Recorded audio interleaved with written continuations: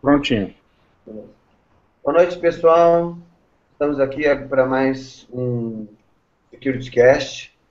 Hoje nós vamos falar, o SecurityCast é um webcast sobre segurança da informação, pentest e computação forense. Hoje nós vamos falar sobre ferramentas para a perícia computacional. Mas primeiro eu quero convidar o resto dos meus colegas para se apresentar, começando por ordem alfabética, pelo Alcion, depois o Gilberto e o outro Gilberto, Gustavo, quer dizer, desculpa. Bom, pessoal, boa noite. Meu nome é Alcion Júnior, sou consultor em segurança cibernética e professor universitário na área de segurança da informação. Vamos aí contribuir e falar um pouquinho sobre perícia forense, uma das matérias que eu ministro na Universidade Católica de Brasília. Legal, pessoal. Boa noite. Meu nome é Gilberto Sudré, sou professor da Instituto Federal de Educação do Estado do Espírito Santo, também sou professor da área de segurança e ministro a cadeira de perícia forense da pós-graduação aqui de segurança da informação. Vamos bater um papo hoje sobre ferramentas, como desenvolver as perícias usando as ferramentas que tem por aí no mercado. Boa noite a todos aí. Boa noite, pessoal. Meu nome é Gustavo Martinelli, eu sou advogado, atuo na parte de direito digital. Estou aqui para contribuir com o grupo uma visão um pouco mais jurídica das questões. Eu peço desculpas hoje, eu estou com um problema na minha webcam e não vou conseguir transmitir a minha imagem, mas eu estou acompanhando aqui online com vocês. Boa noite. Bom, gente, hoje a gente vai falar sobre ferramentas de perícia computacional, ou para fazer forense, que a gente chama, né? E esse é um assunto muito amplo, muito grande, porque você pode fazer perícia em uma série de coisas. Quando você fala em perícia forense, você pode estar falando em perícia de arquivos, em perícia de sistemas de arquivos, pode estar falando em perícia de protocolos, perícia de rede, existe muita coisa. A gente vai tentar aqui abordar, pelo menos, os mais importantes, né? E aí eu quero convidar todo mundo a participar com a gente, quem quiser mandar, quem estiver participando pelo Hangout, botar lá na parte de perguntas e respostas, a gente vai vendo as perguntas e já vai direcionando o assunto também. E quem por acaso estiver assistindo no YouTube lá, pode botar nos comentários as perguntas, que o que a gente for vendo a gente vai respondendo. Tá? Bom, quem quer começar a falar? Alguém quer, Gilberto, quer começar a falar a respeito? Eu queria, a gente, talvez talvez algumas pessoas tenham algumas dúvidas, né? Para começar aqui a discussão, que existem algumas ferramentas que são proprietárias, são pagas, e algumas ferramentas que são gratuitas, né? Normalmente baseadas em distribuições de Linux. E aí, acho que uma dúvida muito comum é as pessoas verem se tem diferença ou se tem algum nível de eficácia diferente no uso de ferramentas proprietárias e ferramentas livres, né, baseadas em Linux. Eu queria colocar em discussão aqui, pelo menos de começar esse bate-papo aqui sobre essa diferença entre ferramentas proprietárias e ferramentas que são pagas e ferramentas livres. O que vocês acham aí? Ô, Gilberto, Oi. eu queria dar um passo atrás, se você concordasse, cara. Diga lá. Porque a gente está falando já de ferramentas de perícia forense. De repente, né, se alguém, talvez até você mesmo, desse uma rápida, né, introdução na questão da cadeia de custódia, né, para que você possa acessar o dispositivo com segurança, de forma a não invalidar juridicamente a prova. Né, com aquela questão do HD somente leitura, né, para você poder fazer uma imagem, aí então periciar. Teria como você dar essa introdução? Bom, a gente pode começar falando então, antes, ou seja, uma perícia forense, ela basicamente tem 4 etapas, né? A etapa lá de coleta, depois análise, exame e depois a última que é o laudo. Ou seja, cada etapa dessa tem algumas atividades que têm que ser executadas dentro de um certo rito, né, um procedimento, exatamente para que você não chegue na hora lá que a prova vai ser utilizada em juízo, ela não seja impugnada pelos advogados, até pelo juiz, porque ela não foi coletada, não foi analisada de forma adequada.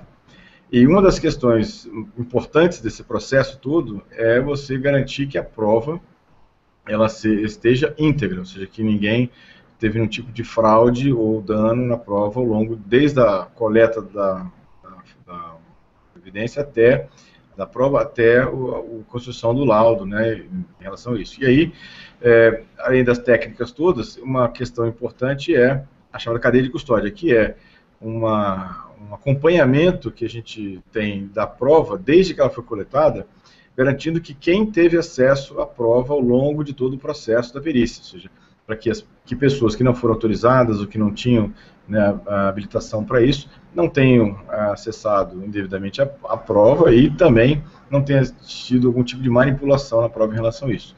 Lembrando que a perícia ela é feita, né, sempre na medida do possível, algumas vezes não é possível, na medida do possível ela é feita em cima da cópia, né, da mídia, ou do DVD, ou do CD, ou do HD, ou do pendrive, ou do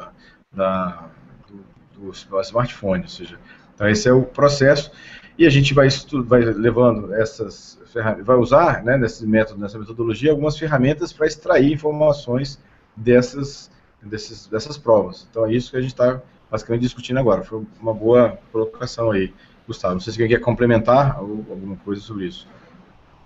Só dar uma complementar um pouquinho, além da cadeia de custódia não somente é um processo usado para manter, né, mas também para documentar cronologicamente a evidência. Né, então a gente tem absorvendo e documentando, como você falou, quem pegou, quem manuseou, quem viu, né, e também para ter essa ordem cronológica de acesso a esses documentos, essas informações aí. Legal. A outra importância que eu vejo em relação a essa parte de manusear a informação, coisa que eu até comento bastante em algumas palestras aí, né, que eu realizo sobre isso forense, é que nós que trabalhamos com a área de tecnologia, a gente tem um ponto forte a nosso favor, né, que eu faço comparativo nessa parte. Né? Imagina você no CSI, quando você vê um episódio de CSI, a pessoa vai lá fazer aquela investigação forense, né, na cena. Você não consegue recriar aquela cena ou outro ambiente para analisar. Você não pega aquela gota de sangue, duplica ela para conseguir utilizá-la. Nós podemos pegar aquele HD que está ali quieto, né, com uma das ferramentas que nós vamos comentar daqui a pouco, duplicamos essas informações, esses dados, né, bit a bit, e com essa duplicação bit a bit dessas informações a gente consegue manusear. E se fizermos alguma besteira, basta realmente voltar lá e pegar de novo aquela imagem, trabalhar, e aí a gente consegue ter um resultado melhor nisso aí. É verdade. Essa é uma vantagem que a gente tem nessa questão. Né? Bom, eu ia falar, acho que a gente podia começar, a gente tinha que escolher uma área para começar a falar de ferramentas de perícia. Acho que a gente podia começar falando, já que a gente começou a falar de HD, então podia começar a falar de ferramentas de perícia para HD, para recuperar imagem, fotos, recuperar arquivos, etc. e tal. O que vocês Legal. acham? Pode ser, né? Pode ser. Então, pegando no gancho naquilo que o Gilberto tinha dito antes, realmente existem uma gama de ferramentas proprietárias e software livre. Eu não sei se é porque eu trabalho mais com a área de software livre, mas eu tendo a gostar mais das ferramentas de software livre, não é nem pela questão do custo, pela qualidade e pela velocidade que elas são atualizadas. Normalmente as ferramentas de software livre, qualquer coisinha que muda no sistema de arquivos, atualiza ou muda alguma coisa, no dia seguinte ela já está atualizada. E as ferramentas proprietárias normalmente tendem a demorar um pouco mais para ser atualizadas. E eu particularmente estou muito bem, acho que a gente está muito bem servido de ferramentas nessa área de software livre, tipo, ferramentas como o Autopsy e o Sleuthkit matam praticamente todas as necessidades que a gente tem, né? Algumas a gente procura para terminar e para curar alguma lacuna ou não, mas normalmente eu gosto muito particularmente da Autopsy, não sei se vocês já chegaram a usar. Eu já cheguei a usar, é muito bom, realmente bem completo. Sobre isso. E eu gosto muito porque, assim, normalmente as ferramentas de software livre, as ferramentas abertas, elas te dão mais liberdade do que você pode fazer. Você não fica muito engessado na interface gráfica. Você pode pegar e qualquer coisa, você pode puxar o terminal de comando ali e usando os presets certos, você consegue pegar e fazer uma sintonia fina no que você quer achar e da maneira como você quer. Eu não sei, faz algum tempo que eu não mexo, como as ferramentas de software livre me atendem muito bem, faz algum tempo que eu não mexo com ferramenta. O que tem de proprietário hoje em dia que o pessoal está usando? Tem as ferramentas do Encase, que tem uma série de ferramentas integradas no Encase, e do próprio FTK, que fazem análise de disco também, né? São ferramentas proprietárias, aí teria que ter pagamentos, das ferramentas para isso.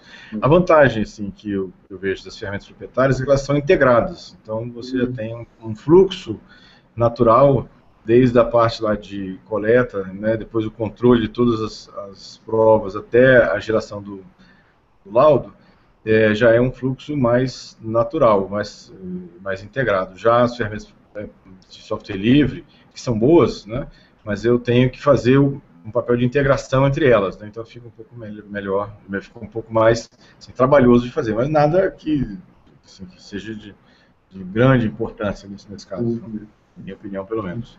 Uma coisa que é importante lembrar, assim, talvez para alguém que tem um pouco menos de conhecimento, a gente está falando de perícia, de recuperar.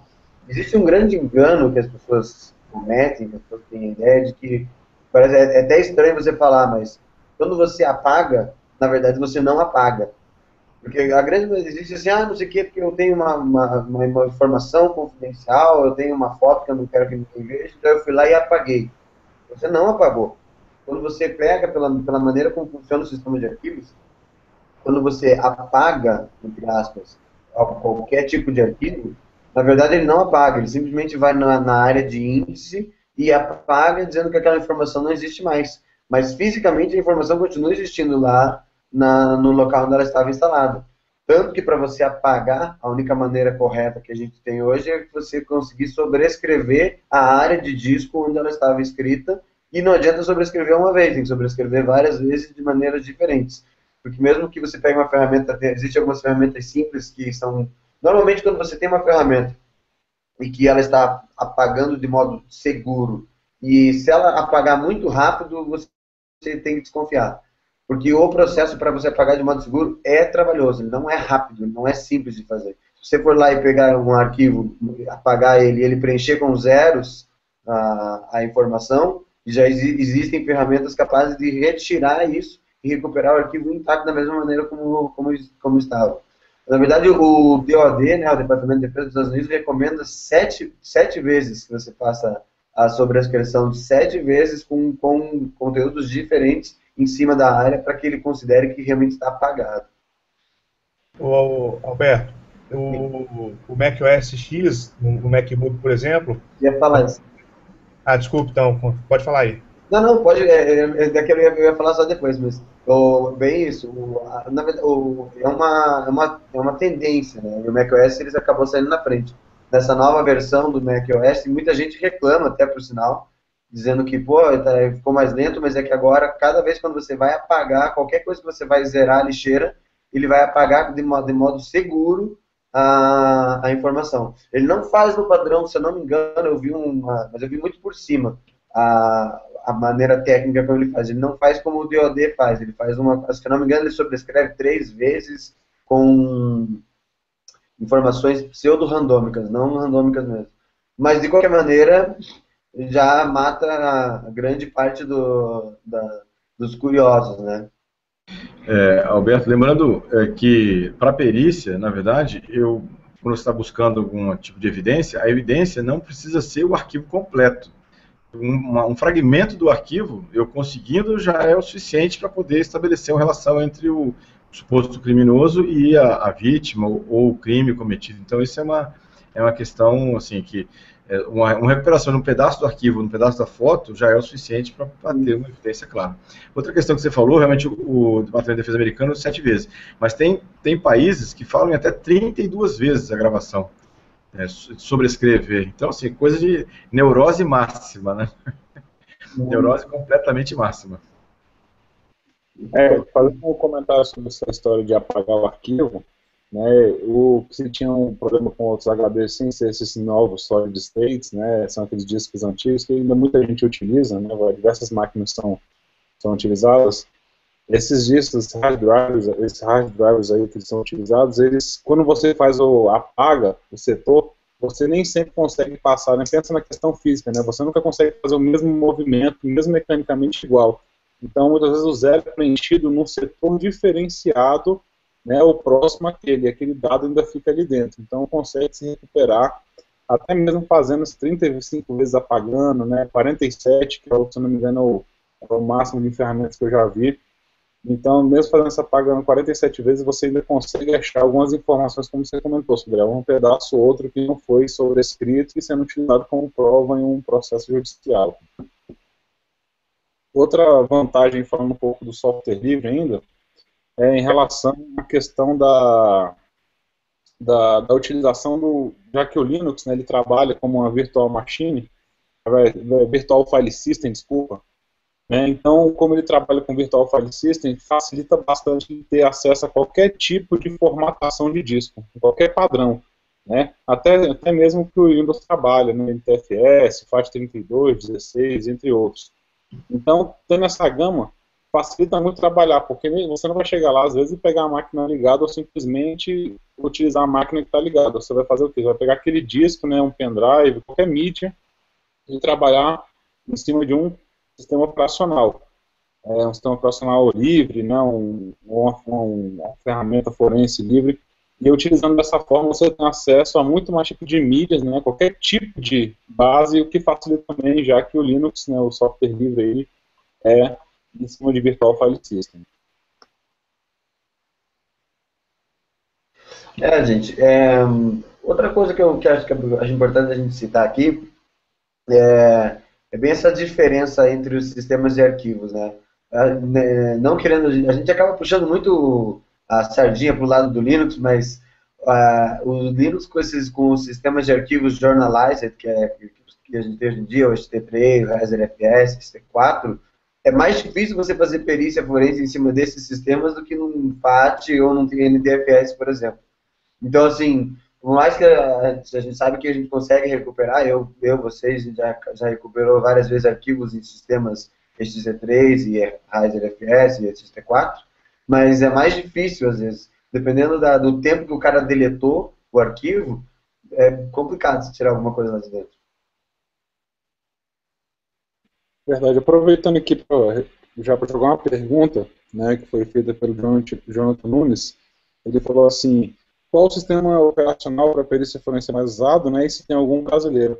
Eu já aproveito essa pergunta aqui até para comentar de uma ferramenta operacional foi feita em conjunto, né, com o Paulo Neucamp e o Aderbal Botelho, que é um grande amigo meu aqui de Brasília, inclusive. Tem o FDTK, né, que é o Forense Digital Toolkit, que até um dia desse estava comentando com o Sudrena, que por acaso a gente utiliza a mesma ferramenta para ministrar aula para o pessoal. Aí tem até um aluno meu que está assistindo aí, Thiago Boas, que pediu para comentar. Eu falei, pois é uma ferramenta que a gente utiliza na universidade, é uma excelente ferramenta, ela tem até os passos, né, os 3 passos da análise forense digital, até você criar o relatório, como fazer os arquivos de custódia, né, de custódia dos documentos, das evidências que você está buscando. Também bacana, né, a gente utiliza aí, por acaso a gente estava batendo papo esses dias aí, comentou sobre ela. Exatamente, eu uso para dar aula e é uma ferramenta que pode ser utilizada para o meio educacional, mas como também meio profissional, muito perito usa o FTTK para isso. E até tem a vantagem que quem não domina muito inglês, os helps estão todos lá em português, traduzido, então é bem tranquilo, bem legal. Então eu até recomendo, quem quer começar a estudar algumas ferramentas de forense, começa pelo FTTK, a ferramenta gratuita, baseada em Linux, aí pode carregá-la num pendrive, pode gravar um CD, pode instalar numa máquina para poder testar, ou na máquina virtual, e aí já começa a ter um primeiro contato com as ferramentas, aí fazer alguns testes com ela, que é bem legal. É só comentar aqui o site fdtk.com.br, para quem quiser baixar lá, tem as 3 versões, né? Ela parou numa versão antiga aí, até eu estava conversando com a Derbal de pegar esse projeto com alguns alunos para reestilizar, porque o Ubuntu é muito antigo, né? Então, um novo sistema operacional, remontar todas as ferramentas. Quem tiver interesse depois aí, comenta comigo que a gente monta um grupo, quem estiver assistindo aí, para dar novamente um empurrado nesse projeto de volta com todo mundo. Legal. Eu não sei. Não, assim, ó, se for montar o grupo mesmo, eu já me candidato já para fazer parte do grupo aí também.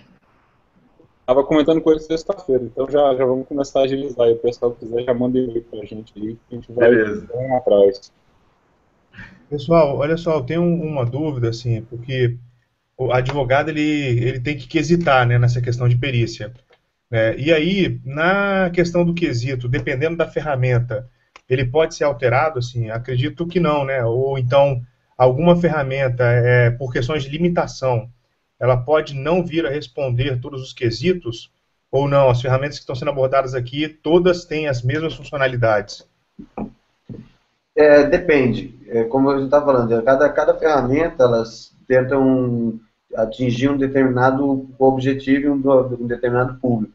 Então, assim, tem algumas ferramentas que trabalham com, por exemplo, você vai achar ferramentas disponíveis na internet específicas para você recuperar sistemas de arquivo XT3. Quer dizer, na verdade, essa é uma questão, né? A gente está falando perícia, e por enquanto a gente está falando só de perícias de arquivos, perícia de HD, de sistemas de arquivos. Mas existem N ferramentas de perícias para outras coisas, para perícia de rede, para perícia de protocolo, para perícia de outras coisas. Agora, especificamente agora, nós estamos falando das de arquivos. Então, assim, você vai achar ferramentas na rede específicas para trabalhar com XT3. Você vai achar ferramentas específicas para trabalhar com NTFS. E aí você vai achar kits que fazem um pouco de cada coisa, entendeu? E aí tem muita questão também, porque às vezes você quer simplesmente recuperar um único arquivo. Tem ferramentas específicas para recuperar tipos de arquivos, os métodos de trabalho também são bem diferentes. Tem ferramentas que buscam simplesmente pela extensão do arquivo. Tem ferramentas mais inteligentes que elas já buscam pelo tipo de arquivo, então elas conseguem recuperar, como o Gilberto estava falando, fragmentos de arquivo. Tem N ferramentas e aí você cabe ao perito saber escolher qual que é a melhor ferramenta que vai atender a demanda daquele determinado caso, né? Uma coisa interessante também é que depois que você recupera, né, você tem ferramentas para buscar informações dentro dos arquivos recuperados, que muitas vezes você vai fazer uma perícia num HD muito grande, você recuperar 10 mil, 15 mil arquivos ou fragmentos de arquivos. Aí como é que você vai achar uma informação dentro de um arquivo de texto, né, uma palavra-chave qualquer? Então tem ferramentas, inclusive, que você faz depois que recuperou lá dos arquivos que estavam deletados, que foram recuperados, você varre o disco e você consegue buscar, encontrar informações dentro daquele próprio dos arquivos do que você está procurando, não precisa abrir arquivo por arquivo. Então isso também é uma ferramenta que ajuda na resposta dos quesitos. Outra coisa que é legal quando você faz perícia é que você acaba achando várias versões do mesmo documento. Porque o cara foi fazendo o arquivo, foi salvando e foi apagando. E aí quando você faz a perícia, você recupera 3, 4 versões do mesmo documento que o cara nem imaginava que aquilo podia estar. Às vezes quando eu já cheguei a fazer a perícia em sistemas de arquivos meus mesmo, que eu queria fazer ou para testar, ou porque eu fiz alguma cagada na hora de deletar, e eu já recuperei coisa que eu falei, nossa, eu nem lembrava disso, cara, isso aqui tá aqui ainda. Porque realmente o que eu estava falando. É uma noção errada, a palavra está errada. A gente fala, eu apaguei o arquivo. Não apagou, você simplesmente tirou ele da sua frente. É como você pegar e guardar uma bomba, e você pega uma bomba e põe dentro do armário. Eu guardei, joguei no lixo, mas a bomba ainda está ali. O fato de ter jogado ela no lixo não fez com que ela sumisse do planeta, né? Exatamente, né? Na verdade, quando você apaga ele, da forma que você está falando, exatamente isso. Cara, na verdade, você só apaga o índice, né, do file system. Então, você apaga a referência do file system que faz exatamente, o nome já diz, né? Faz a referência ao exatamente onde é que está o dado ali naquele disco. Para apagar, você vai ter que sobrescrever a informação e aí todo aquele processo que você já até mesmo comentou. Usando uma metáfora, talvez, você tinha uma gaveta, tinha uma informação dentro da gaveta, você tirou só a etiqueta de fora da gaveta, o conteúdo continua dentro da gaveta lá, que você vai ter que retirar, né? É bem por aí, bem por aí mesmo. Bom, gente, vamos seguir o caminho, senão nós já estamos quase metade do caminho e não começamos a falar das outras ferramentas. O que você acha de a gente começar a falar de perícia de rede? Legal, vamos lá. Bacana. Olha, eu não sei, sinceramente, hoje em dia, depois que lançaram essa ferramenta, toda vez que falam em perícia de rede, para mim a primeira ferramenta que eu falo, Alberto, preciso de uma ferramenta para fazer perícia de rede, qual que você recomenda? Explico, Explico, sei lá como é que se pronuncia isso. Mas a ferramenta é muito, muito, muito foda. É espetacular, sinceramente, eu acho que de todas as ferramentas que a gente tem para perícia de rede hoje, talvez ela seja a mais espetacular e a mais completa, né? Porque ela trabalha com praticamente todos os protocolos, ela pega desde o HTTP, IMAP, POP, SMTP, TCP, UDP. Eu fiquei sabendo até fazer até perícia no protocolo do Facebook, né? Facebook, MSN, não sei o que, nas últimas versões. Você consegue fazer recuperação, como eu te explico, até de uma ligação VoIP que está acontecendo durante você está monitorando, ou monitorou e está um buffer capturado. Se tem uma ligação de VoIP acontecendo naquele momento, naquele buffer capturado, você consegue recuperar e salvar como um wave, inclusive, a ligação telefônica. Então, assim, a ferramenta realmente é sensacional. A gente, inclusive, no último Latinoera, a gente fez um workshop lá de Explico lá para o pessoal. Foi muito legal, a gente fez vários testes, né, foi bem, bem interessante lá. E a ferramenta realmente é sensacional, assim, não conheço outra melhor do que ela para fazer perícia de rede. E ela tá, as últimas versões trabalham ela já sempre trabalhou no IPv4, mas está em IPv6 também, né? Também. Então é bem, bem interessante. Recupera o chat, recupera imagens que foram transferidas ao longo da comunicação. É muito legal, realmente muito. É um brinquedinho perigoso, né? Porque ela pega, recupera, joga tudo no banco de dados, deixa lá bonitinho para você, só para você ficar olhando. Ó, que legal, que bacana.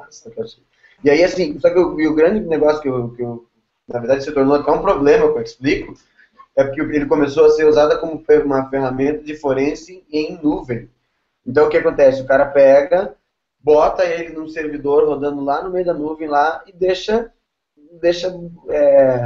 só escutando, ver o que está passando. E aí ela deixou, ela aumentou o escopo dela de ser uma ferramenta de forense, como ela foi criada para ser uma ferramenta de escuta, né? O cara coloca lá um probe lá, só capturando tudo que tem na frente, depois ele só vai lá e baixa o banco e vamos ver o que eu pesquei dessa vez, né? Vamos ver o que veio nessa rede agora dessa vez.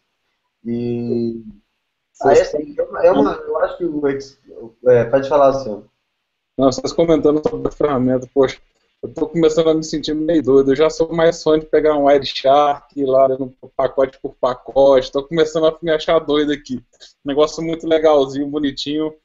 Ah, não, tô brincadeira. É uma ferramenta que facilita muito, mas eu ainda sou muito fã do Wireshark. Eu deixo abrir os protocolos, baixar tudo quanto é pacote, dar uma lida com calma. Mas é uma ferramenta que faz praticamente isso. É um sniffer de rede, né? Que captura tudo quanto é protocolo. E ali, na hora que ele captura, depois você consegue fazer a forense, ele organiza para você. É fantástica mesmo. Eu acho o Wireshark mais detalhista, né? Agora, o Explico, talvez porque a gama é bem maior, né? Ele se propõe a ser tudo em um. E o Wireshark é bem focado naquela parte de dump de rede, né? Mas já que é para fazer dump de rede, então vamos fazer com backup, na mão mesmo ali, e vamos descer o nível, então. Já que você quer descer o nível, a gente desce. Caramba, aí eu apelou logo agora, apelou, viu?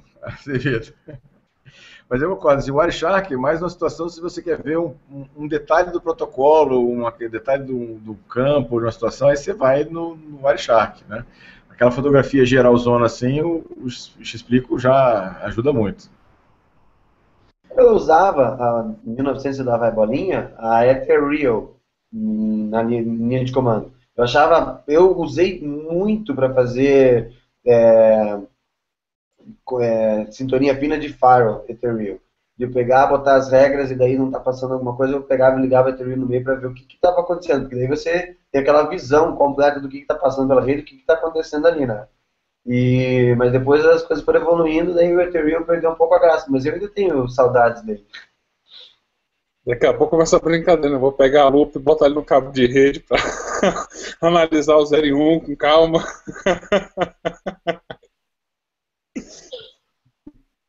Legal. Tá. Alguém quer falar sobre alguma outra ferramenta? Porque assim, alguém quer falar sobre alguma outra ferramenta de forense? Acho que talvez, só para dar mais alternativas, na verdade não é bem uma outra, mas o TCP dump também ajuda em algumas situações de você fazer algum monitoramento, né? Você precisa, ou uma máquina não tem interface de rede, interface gráfica, você pode usar o TCP dump. É uma ferramenta interessante também para captura, né? É mais uma alternativa, na verdade, nessa situação. Mas é legal, acho que tem boa alternativa. Alcion. Não, em relação a essas ferramentas, assim, lógico, tem diversas ferramentas que vão auxiliar você nesse ponto, mas aí eu já coloco um problema inicial aí, a gente falando de ferramenta, né, eu fui falando de algumas ferramentas, tanto na parte digital quanto na parte agora de comunicação, mas nessa parte de comunicação a gente tem que tomar muito cuidado também com as provas, digamos assim, falsas, né, porque um hacker hoje que está mais ligado, né, tirando aquele povo que pega o script card, né, que pega um scriptzinho pronto e vai lá fazer besteira e ponto final, mas o cara que está ali fazendo monitoramento na rede ou fazendo alguma coisa, ele pode estar utilizando um proxy externo, né, que dificulta achar quem que é aquela pessoa. Então, ou se não utilizando uma criptografia qualquer aí na comunicação, que também vai, né, praticamente anular a chance de você descobrir o que está ali. Então, bacana, como eu estava até brincando desse, né, split aí que vocês estavam comentando, lógico, ele facilita muito a vida, né, organiza, mas aí se ele vai buscar uma prova assim, errada, digamos, né, uma prova que não vai trazer, porque achou um proxy externo, que liga nada, por exemplo, o cara estava usando o Tor, né, acabou, você chegou naquela parte do IP, não tem onde mais você buscar, né, a informação, parou naquele proxy ali, ele conseguiu se esconder por trás de uma prova. É verdade. Isso acontece bastante, por sinal, né? Mas, aí eu também acho que vai muito da malandragem e da experiência do perito de perceber que ele está sendo enganado, né? Porque daí, assim, é difícil de você precisar, mas é muito de você sentir nas informações ali. Tem coisa que você sente, isso aqui tem cheiro, tá errado, isso não faz sentido. E aí você vai e consegue dar uma investigada. Nem sempre você às vezes consegue chegar na fonte, se o cara fez um bom trabalho para se esconder, mas pelo menos você percebe que você está sendo enganado. Por isso que às vezes muitos relatórios já saem com essa informação, de que a pessoa usou uma ferramenta sem sensata para fazer, mas que não deu para identificar. Melhor do que você identificar erroneamente. Né? Pessoal, dá para identificar aquela questão do wipe também, de você tentar formatar o HD várias vezes para tirar assim, né, a evidência, e aí você instala um sistema por cima, como se assim, não tivesse nada no lugar para o perito ir procurar nessa primeira camada de sistema, não encontrar nada. E tem como recuperar alguma coisa, mesmo utilizando o wipe no HD, por exemplo? Olha, Desculpa, Azevedo. pode falar, pode falar. Mesmo utilizando o IP, como a gente comentou, você consegue ainda achar provas ali, como eu comentei, ainda mais se for a questão física, você ainda acha alguns dados realmente. Mas as pessoas que querem esconder não só utilizam dessa técnica que você comentou não, viu, Gustavo? Eles também utilizam outros. Às vezes a pessoa tem um HD ali vou dar um exemplo, de 1 tera, e pega o HD e formata ele em 2 partições, por exemplo. Tá? Uma partição é de 900 GB, outra de 100, separadamente. Essa de 100 GB ele coloca as informações que ele não deseja que ninguém descubra. E aquela partição ele chega ali e deixa ela escondida. Então, muitas vezes, quando o perito vai ver, se ele não fizer uma procura com as ferramentas corretas, de ver qual a tabela de partição, se existe uma outra tabela de partição, se existe uma partição escondida, isso aí pode passar dos olhos do perito e ele não conseguir enxergar e deixar aquela informação escondida, não só com o wipe, não só com a instalação de outro sistema operacional. Então, tem ferramentas, no próprio FDTK tem, para a gente buscar esse tipo de coisa, né, que ele vai buscar a tabela de partição, de ID, vai buscar tudo isso aí para levantar e mostrar para o perito o que pode ter escondido ali por trás. Tem alguns HDs, tem algumas formatações que você tem até uma forma de esconder, você gravar a informação em certa área do disco, depois marcar aquela área como defeituosa. E aí ninguém volta lá e não vai olhar. E aí você tem que sacar também aquela coisa do, como o Azevedo comentou, sentir o cheiro do... Né, tem alguma coisa errada, né? Aqui nesse HD, assim, tem muita área defeituosa, tem muita área, então... Você tem que dar uma olhada, você tem que voltar, ver se realmente está defeituosa mesmo, ou se é uma técnica antiforense para isso. Eu acho que é bem isso. O sucesso de uma perícia vai estar diretamente ligado na malandragem do perito. Se você pegar um cara que tem anos de profissão, o cara não vai ser enganado de maneira tão fácil. Mas voltando no que o Gustavo perguntou, o que o senhor falou é fato. As pessoas que estão de fato tentando esconder não estão usando o IP para esconder. Quem quer esconder está usando literalmente uma palavra, criptografia. Tanto que a criptografia é o que é usado para... Não que isso seja uma justificativa, mas foi a justificativa justamente que os governos usaram, de que era preciso que o governo tivesse acesso às chaves de criptografia, etc. e tal, para poder controlar o terrorismo, não sei o quê. Por quê? Porque, de fato, não é só bandido que usa, mas os bandidos, de fato, usam criptografia para esconder, porque é muito difícil, dependendo do nível da criptografia. Se pegar um software bom de criptografia, como até hoje até vou aproveitar para falar isso aqui, como até hoje o TrueCrypt a informação que começou a correr na internet, que o TrueCrypt não é mais seguro, não sei o que, é balela, é conversa, entendeu? Até hoje ele é. Então, assim, se a pessoa estiver usando um bom nível de segurança, um bom nível de criptografia, é muito difícil. Mas você pode pegar a melhor ferramenta de perícia, não tem o que fazer, entendeu? Já a questão do IP já foi batido, já foi falado. Mesmo que o cara rode um IP ali em cima, não tem muito o que fazer. Mas, para pegar, só para falar para vocês, vamos já para puxar um gancho mais para a gente dar sequência no nosso debate aqui. O Alberto, não é somente... Oi, pode falar. Não, só para comentar essa questão da criptografia, tem um caso emblemático no Brasil que envolve o TrueCrypt e o PGP também, que é o caso do Daniel Dantas, né? Que aconteceu, eu lembrei disso aqui. Eu uso nas minhas palestras. Em 2008, e até hoje o Instituto Nacional de Criminalística está com os HDs porque não consegue quebrar a criptografia. Lembrando que ficou 12 meses com o FBI, né, e nem o FBI conseguiu quebrar a criptografia do TrueCrypt. Agora, você comentou do TrueCrypt, parece que com essa questão do monitoramento global, né, as denúncias do Snowden, né, esses fatos, né, os Estados Unidos eles parece que pressionaram o TrueCrypt a inserir uma falha de segurança. Então o TrueCrypt abriu mão, o produto não evolui mais, não tem novas versões, e tem um aviso, né, no próprio site do TrueCrypt falando, esse produto pode ser inseguro. Né? E aí é por isso que vem esse talvez boato de insegurança. Agora, tem uma questão uma criptografia que ela foi criada pelo Julian Assange, que é o Rubber Hose. Né? Ela é um pouco mais perigosa que a criptografia comum, mas na verdade não é perigosa, mas é perigosa do lado da perícia, mas segura do lado da questão da pessoa que denuncia, né, crimes contra os direitos humanos, assim, porque ele criou uma criptografia que, além de deixar o dado criptografado, ela esconde o dado no HD, num local que só a pessoa que escondeu o dado é que vai saber. E pode, então, passar batido o perito sem localizar esse dado. É tão seguro que eles falam em tortura. Que se a pessoa, inclusive, for torturada, ela consegue descriptografar o HD, mas o essencial, que é a informação fonte que ela tem para denunciar, fica numa área que, se ela não disser, ninguém consegue saber. Então ela tem níveis, né, camadas de segurança, que se a tortura parar ali, tudo bem. Se continuarem torturando, ela consegue passo a passo, assim, alimentando as pessoas de informações que não são tão essenciais quanto elas estão procurando. Achei bem interessante essa questão do Rubber Hose, assim. Sim. Mas, na verdade, isso já existe no próprio TrueCrypt já. Eu uso esse exemplo do TrueCrypt, tanto esse que você falou, esse exemplo do Daniel Dantas, quanto esse que da tortura, numa palestra minha, eu tenho uma palestra que eu faço, chama-se Criptografia para Todos. E aí eu falo sobre isso. E aí, assim, no caso do Daniel Dantas, é bem isso que você falou, ele foi pego e estava com tudo criptografado com o TrueCrypt. Até hoje não conseguiram descriptografar, tentaram de tudo quanto é maneira, mandaram para fora, não conseguiram quebrar.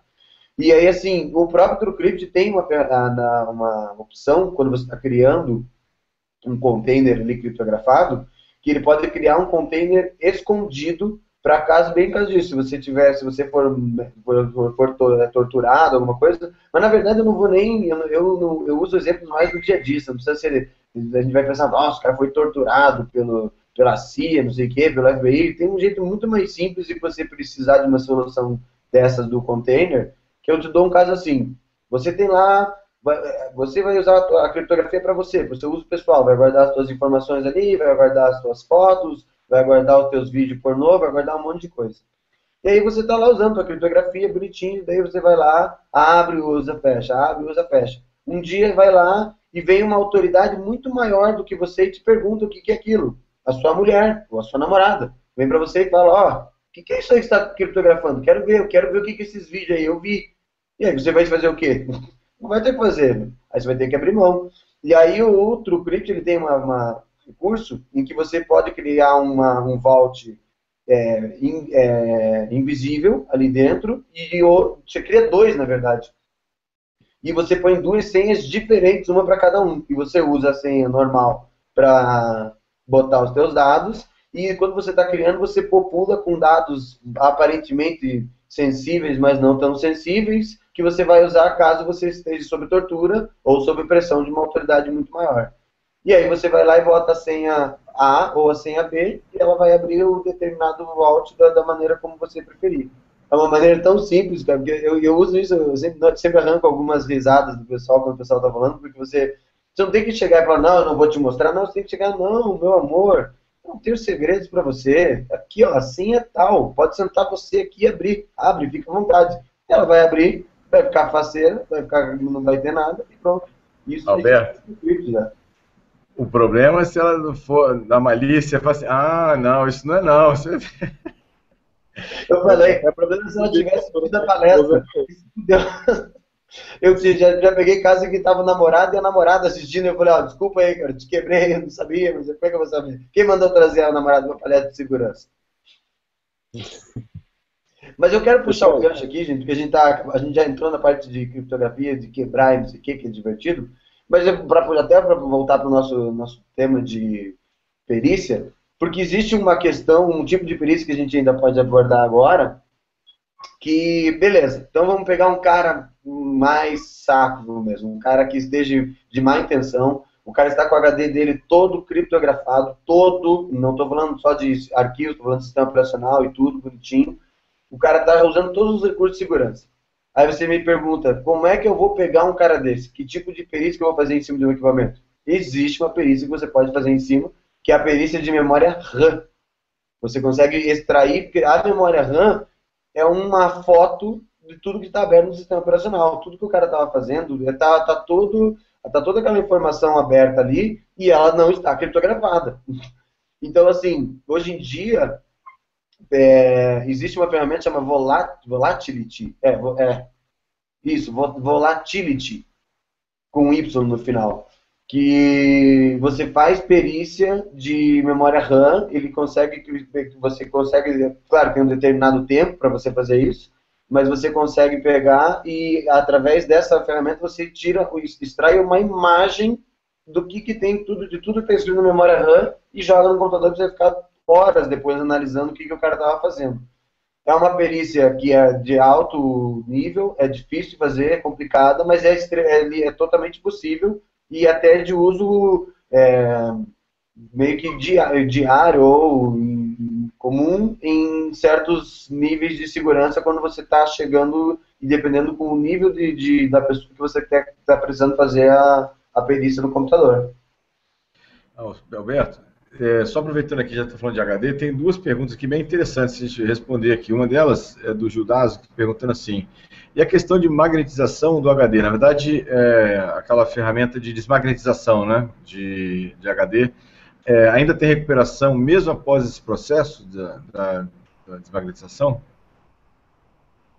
Olha, eu acho que vai depender caso a caso, porque assim, esse negócio dessa ferramenta, esse negócio de desmagnetização... É o degauss, né? Chama de degauss. É meio que controverso, entendeu? Não é tão simples de fazer, não são todas as ferramentas que anunciam que fazem essa desmagnetização, que fazem corretamente, entendeu? E também vai depender do tipo de mídia, lembre-se, hoje em dia a gente tem HD normal e tem SSD, entendeu? Você vai fazer um degauss no SSD, vai adiantar nada, vai você procurar pena no elefante. Mas mesmo eu conheço, já ouvi falar de casos em que foi recuperado mesmo com desmagnetização. Como volto a dizer, tudo vai da capacidade do perito que pegar. Se o cara levar uma sorte de pegar um perito novo, um cara que não tenha muita experiência e coisa e tal, é possível que ele não pegue. Agora, se o cara pegar um cara que for uma cobra criada, vai ser difícil, muito difícil ele conseguir fazer alguma coisa que impeça o cara de recuperar. Por isso que o Google, no descarte de HDs do Google, ele destrói fisicamente, ele não usa degauss, ele destrói fisicamente o HD para poder descartar. Exatamente. Tem vídeo na internet que mostra isso, eles pegam, vem uma máquina assim, mói o HD, mói, não sobra nada, não sobra nenhum pedacinho do negócio. É que esse processo de desmagnetização, ela é uma técnica antiga, ela surgiu na época dos disquetes, entendeu? O negócio de você trabalhar com magnetização funciona muito bem para você apagar a informação de fita. E isso funciona, você pega uma fita DAT e bota um ímã perto dela, um abraço que a informação já era. Agora, para HDs, especificamente, eu não confio muito. Eu sei que funciona, muita gente já fez, já usou com segurança, mas não seria a minha escolha, por exemplo, se eu quisesse fazer alguma coisa para apagar mesmo, não seria a minha escolha. Eu confio mais em deixar um dia inteiro fazendo um live com 7 vezes com randômico, informação randômica em cima, do que fazer um legal. A empresa americana que faz a recuperação de disco desmagnetizado, que ela garante cerca até de 20% dos dados, mesmo com disco desmagnetizado. E danificação em disco, física mesmo, ela garante até 10% de recuperação de dados ali, dependendo de onde foi a pancada, o tipo de... Lógico, se você triturar o HD, ele não vai montar, né? Não está falando nem se derreter ele, nem nesses locais aí específicos, mas se você tiver cair no chão, danificar fisicamente, eles conseguem até 10% da informação ali que foi próximo ali onde foi danificado para recuperação. Tem outra pergunta aqui, do John. Ele pergunta assim, no caso de sistema incógnito, tipo Tails, que é aquele sistema de livre, né, para privacidade, né, para manter privacidade, né, em modo live, né, no flash do USB, com criptografia, quanto à análise de memória física, o que usar para recuperação desses dados, ou sem chance? Na verdade, acho que, Jones, se na memória física, o dado está descriptografado, né, ou seja, não tem nenhum tipo de proteção. Se ele tem acesso à máquina, ela está ligada, né, você consegue fazer um dump de memória e depois analisar a memória diretamente, não tem nada. O que está criptografado é o que está no USB ou no HD. Tecnicamente ela não precisa nem estar ligada. Tem até um gráfico do tempo que a máquina está desligada, a quantidade de informação que você consegue recuperar da memória RAM depois que ela foi desligada. Então, assim, você vai diminuindo, assim, 1 minuto, 2 minutos, 5 minutos, 10 minutos, 20 minutos, para você não conseguir recuperar mais nada. Tem uma técnica. Aqui a questão está aqui na minha tela, ó, se vocês conseguirem ver, é exatamente essa parte do tempo, né? Quanto o pessoal consegue. Então, aqui exatamente nesse passo a passo, né, ali na esquerda está escrito em anos, né? Então, 10 a menos 9 anos, né, você consegue esses registradores de cache. É uma coisa muito rápida, é a mesma coisa igual a memória de periféricos, né, como se fosse um vídeo, passando ali naquele momento. Então, memória RAM já cai para 10 a menos 8, né, que no caso ele daria cerca de quase 4 horas para você conseguir recuperar alguma coisa, né? Obviamente, se for integral, tem que ser praticamente instantâneo, que está 10 a menos 8. Tráfego de rede 10 a menos 3, né, estado do sistema operacional aqui, né, processos, usuários logados, conexões, né, em tempo real, no caso. Disco rígido, alguns anos, né, e mídia secundária, como papel impresso, CD, que também é informação que às vezes muita gente esquece, né? Muitas vezes a gente esquece de falar. Papel impresso, CD, DVD, consegue até um pouco de mais tempo, 10 a N anos, aí vai depender da durabilidade do papiro, né, essas coisas todas. Agora, tem um macete, eu nunca fiz pessoalmente, mas eu já vi fazendo, que é você, antes de desligar o computador, você resfria a memória, né, de forma muito agressiva, e você consegue manter o conteúdo da memória por até alguns minutos, né, chega até 10 minutos de durabilidade da informação com micro desligado. Quando tipo assim, de agências de alta performance, de FBI, NSA, etc. Quando eles vão fazer uma apreensão de algum hacker que eles sabem que podem tentar fazer alguma coisa, eles já vão com tubos de nitrogênio para chegar em cima do computador e esfriar, porque, na verdade, só puxando o gancho da pergunta do cara, realmente, na verdade, o propósito dessas distribuições Tails é exatamente dificultar ao máximo ao rastreamento das informações. Só que foi o que a gente falou, essa vulnerabilidade de memória, você não tem como, você está sempre vulnerável a ela, não tem muito o que fazer. Respondendo a pergunta dele, na verdade a gente já tinha respondido, mas a ferramenta que você vai usar, que eu recomendo que você use, ela é gratuita, é open source, A volatility é muito boa, é simples de usar, quer dizer, simples dado o processo, né? E então você está sujeito a esse tipo de ataque, mas vale a pena lembrar que não são só, se a máquina estiver ligada, não é somente teste de dump de memória RAM. Você pode fazer outras coisas também. Tem ataques que você, por exemplo, se for um Mac, tem ataques na porta FireWire, tem ataques para você. Tem gente que acha que está seguro porque tem senhas no desktop do computador, entendeu? E não é verdade. Entendeu? Existem a partir do momento que a máquina está ligada, existe uma infinidade de ataques que o cara pode fazer para conseguir abrir aquela máquina e ter acesso a essas informações. E mesmo que não esteja, ele consegue pegar e fazer o dump da memória RAM. Se a máquina estiver ligada, melhor ainda, porque ele consegue pegar com a máquina ligada, transferir a informação daqui a fazer um dump da memória para outra máquina, e aí sim vai pegar 100% de tudo que está na memória RAM. Todos os arquivos que você estiver visualizando, tudo que estiver aberto e ele carregado no computador, ele vai pegar. Isso aí. E aí, vamos falar rapidinho, nós estamos no finalzinho aqui do nosso tempo, que a gente não falou de ferramentas para forense em dispositivos móveis, que é uma outra área que muito necessária hoje em dia, porque praticamente o dispositivo móvel está na mão de todo mundo, usando mensagens, ligações e tal. Vamos falar um pouco sobre isso, sobre essa situação, sobre ferramentas livres. E aí eu já vou dar uma sugestão, assim, uma ferramenta que eu fiz alguns testes, é uma distribuição Linux chamada Santoku, não sei quem já ouviu falar nessa distribuição, que é uma distribuição feita com ferramentas para a forense de dispositivos móveis, né? É bem interessante, é relativamente nova a distribuição, né? Tem poucas versões de evolução ainda, mas parece que ela é promissora, a distribuição para isso. Eu digo assim, as pessoas têm que lembrar o seguinte, o celular, essencialmente, é um cartão de memória. Então, assim, essencialmente é um HDzinho, é um cartão de memória que tem ali, e que você pode usar as mesmas ferramentas que você vai usar para recuperar imagem, arquivos, etc. e tal, no seu computador, você pode usar para recuperar de um celular. Como eu estava aquela hora que eu falei para o Gustavo, realmente existem ferramentas que daí são específicas. Então, por exemplo, eu quero recuperar imagem. Então, é mais fácil você buscar ferramentas que são especialistas em recuperar imagem, porque daí ela não vai buscar somente as imagens. Ela não vai perder tempo buscando uma infinidade de outros arquivos se você quer saber se o que você quer recuperar ali são fotos, né? Mas, essencialmente, qualquer uma das ferramentas que a gente citou durante a conversa, para fazer dump, para fazer recuperação de arquivos, ela vai servir para fazer recuperação do celular.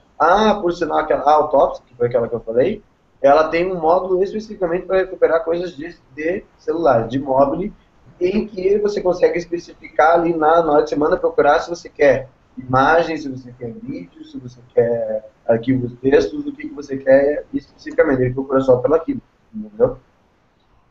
Também existem ferramentas, só que agora eu não vou lembrar. Não é o nome. Disk Major, acho que é. É uma ferramenta no próprio Android, que você pode instalar no seu celular, no Android, e ele faz a busca no... depois eu vou lembrar, daqui a pouco eu lembro o nome. Mas tem uma ferramenta no próprio Android que você instala, ele é um app, e ele faz a busca, faz a perícia no SSD com o celular ligado. Não tem nem... porque aquela coisa que é muito comum. Putz, apaguei sem querer. Não era para ter apagado. Aí você pode usar. O grande problema é que assim, as ferramentas boas que tem para se fazer perícia com de app, e tem mais de uma, estou tentando lembrar, tem uma que funciona mesmo sem ser o que eu ia falar, assim, as ferramentas que são boas, elas precisam que o celular tenha root para você conseguir fazer, porque ele usa recursos especiais de sistema operacional. Mas tem uma ferramenta que ele faz, que ela não é tão profunda, tão completa quanto as outras, que ela faz no próprio Android, só que eu acho que é Disk Major, se não me engano, o nome da ferramenta. Vou dar uma olhada aqui. O que vocês têm para recomendar? Tem uma distribuição disso aqui, só para comentar com o pessoal, que na verdade ela é mais focada em cima de análise de malware, né? Para o próprio Android, no caso, chama-se AMAT, Android Malware Analysis Toolkit. Então a distribuição que ela é focada mais em análise de mobile malware para Android, né? Um foco, né, dentro de vários da perícia forense que a gente comentou, mas é uma distribuição bem interessante que é focada nessa parte só para Android e só para malware nesse ponto aí. Legal. Ah, achei, ó. A ferramenta que eu falei chama Dumpster, tá? Que é aquela que ela funciona mesmo sem o root. E aí a melhor que era que eu estava citando inicialmente, é Disk Digger, com 2 Gs. Disk Digger. Só que o problema é assim, essa Disk Digger, ela é animal. Foi a primeira vez que eu usei, que eu fui atrás de uma ferramenta que eu precisei disso e ela funciona. O problema é que ela só funciona se o celular estiver booteado já, se tiver com um root. Aí até por isso que ela é tão completa, porque ela usa mais recursos do sistema operacional para conseguir fazer a busca. Né? Pessoal, tem só a última pergunta aqui que o Jonathan mandou. Ele falou assim: recuperar dados com Recover My Files pode corromper alguns arquivos durante a recuperação? Não sei se pode corromper.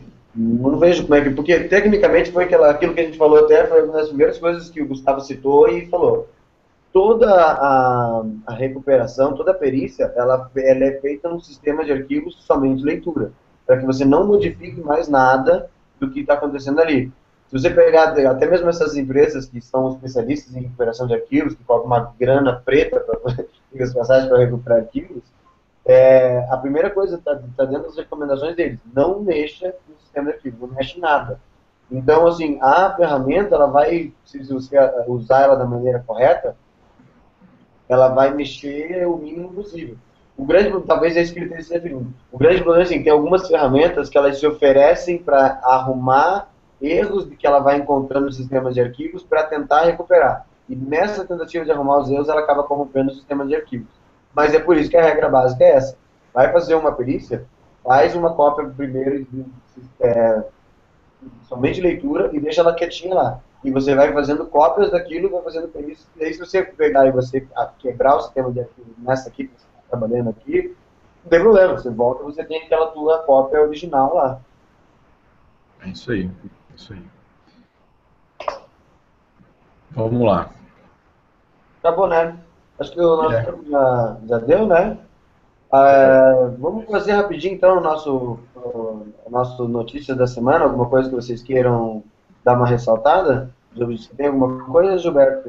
Bom, eu tinha separado aqui uma notícia de um vírus novo, né, que é realmente, para mim, uma novidade, né, que o vírus, ele se detecta que estão fazendo uma análise de malware contra ele, e ele, para se esconder, ele vai lá e apaga o HD inteiro, né? Ou seja, então, além de ter todas as técnicas de obfuscação, né, para evitar, para dificultar que alguém está analisando o código de maneira reversa, o próprio vírus detecta que estão analisando o código, né, onde ele está armazenado, e ele vai lá e apaga o HD inteiro para funcionar. Isso é uma situação meio radical.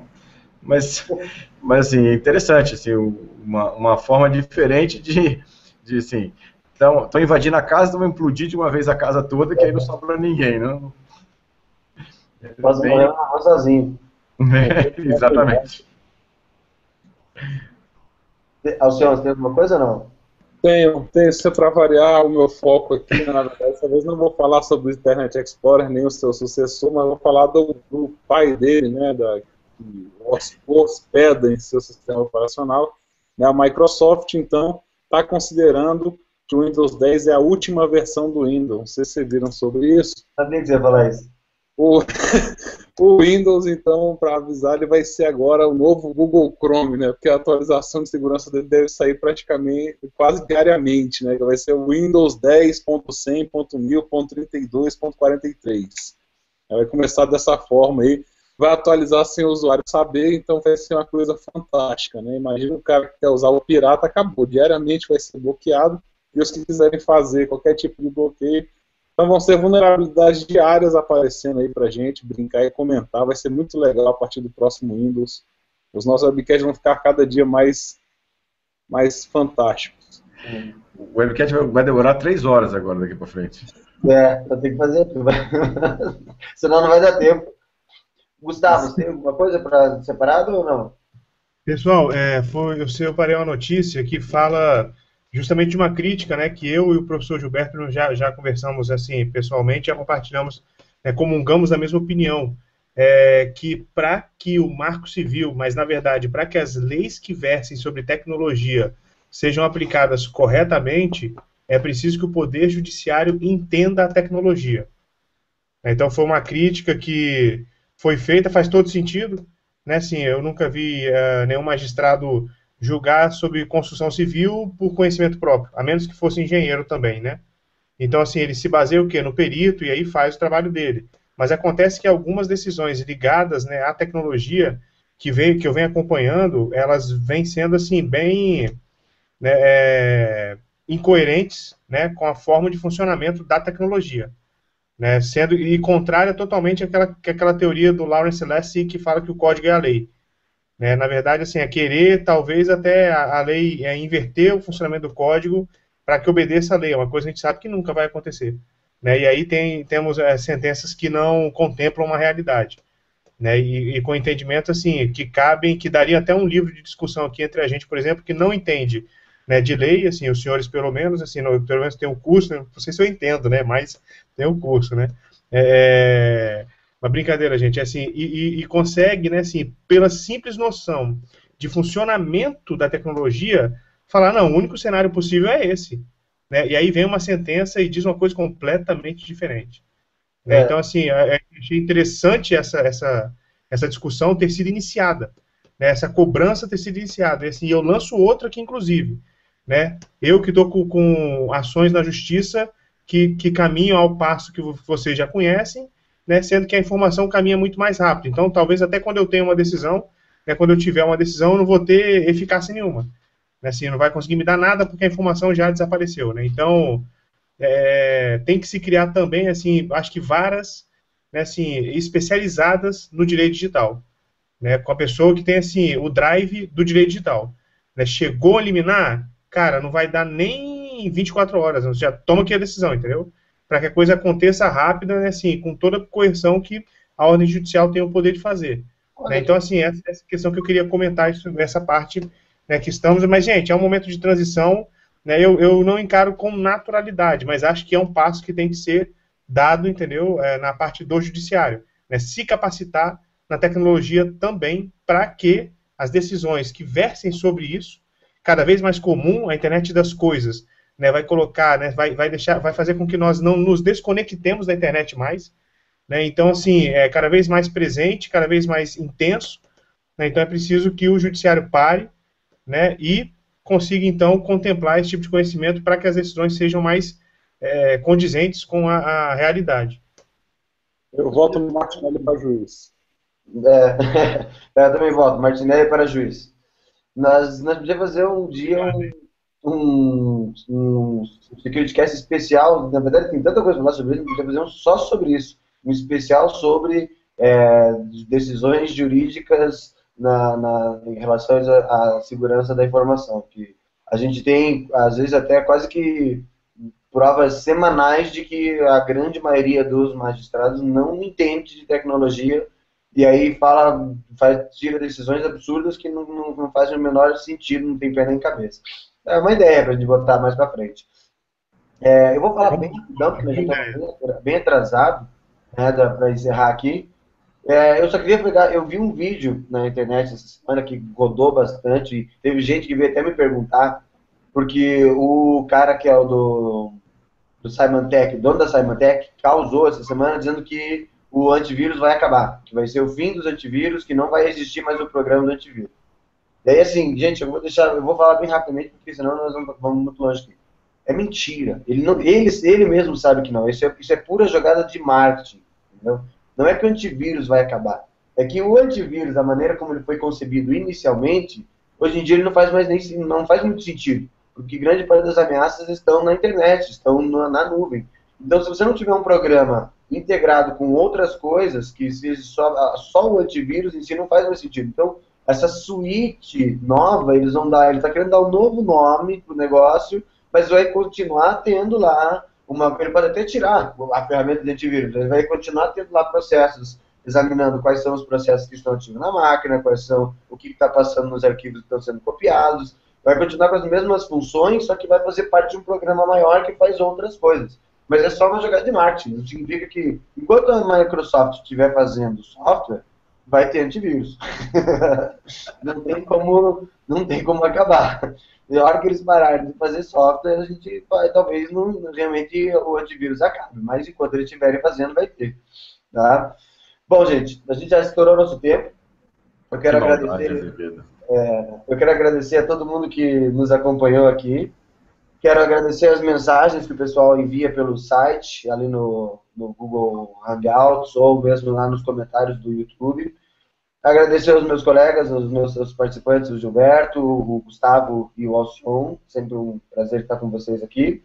E lembrar que quem quiser, depois que assim, quando o Hangout acaba aqui, o programa acaba ao vivo, mas ele vai para a internet, você consegue acessar no YouTube em www.youtube.com/securitycast.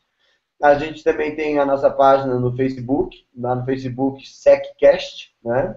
A gente está no eMasters, no emasters.com.br/perfil/securitycast. E lembrando que lá no eMasters a gente tem também o áudio dos programas, para quem quiser pegar e baixar no celular e ouvir no carro, a gente papagaiando durante 1 hora sobre segurança da informação aqui, vai ser legal. O nosso próximo SecurityCast vai ser daqui a 15 dias, o tema entra em votação daqui a pouco, lá no Facebook, e a gente aguarda vocês aqui daqui a 15 dias para conversar mais um pouco. Muito obrigado. Pessoal, só para lembrar aqui antes da gente fechar, né, dar tchau para todo mundo aí, nosso site foi ao ar essa semana, né, até para o pessoal ficar sabendo, né, o www.securitycast.com.br. Vamos lançar aí no Facebook, né, eu aproveitei hoje para fazer o lançamento oficial, um trabalho que a gente começou aí e conseguiu fechar agora. Então vamos lançar lá, que vai estar todas as informações, todos os links para os vídeos, né, a informação sobre alguns de nós aqui, algumas informações sobre nós aqui. Então, boa noite para todos. Dia 25 de maio a gente se encontra, às 11 horas, com o tema que vocês escolherem na rede. Boa noite, senhores. Legal, pessoal. Bom, boa noite aos meus colegas aqui do SecurityCast. É um prazer a gente dividir e trocar um pouco de bate-papo aqui bem descontraído sobre segurança da informação. Obrigado aí pela companhia. Agradecer a todos que mandaram as perguntas e que acompanharam a gente ao longo desse SecurityCast. E quem assiste a gente depois offline, lá no YouTube também, obrigado aí pela companhia. Estamos à disposição, manda um e-mail para a gente lá nas redes sociais, ou mesmo lá no YouTube, a gente responde lá. Mais uma vez, obrigado, uma excelente semana e quinzena para vocês. A gente se encontra dia 25 no próximo SecurityCast. Abraço a todos aí, valeu. Pessoal, boa noite, obrigado aí por ter acompanhado a gente. E o Gilberto lembrou bem, o pessoal que assiste a gente depois offline também, obrigado aí pela credibilidade, né, pela confiança e pela participação. E até o próximo SecurityCast. Boa noite. Boa noite.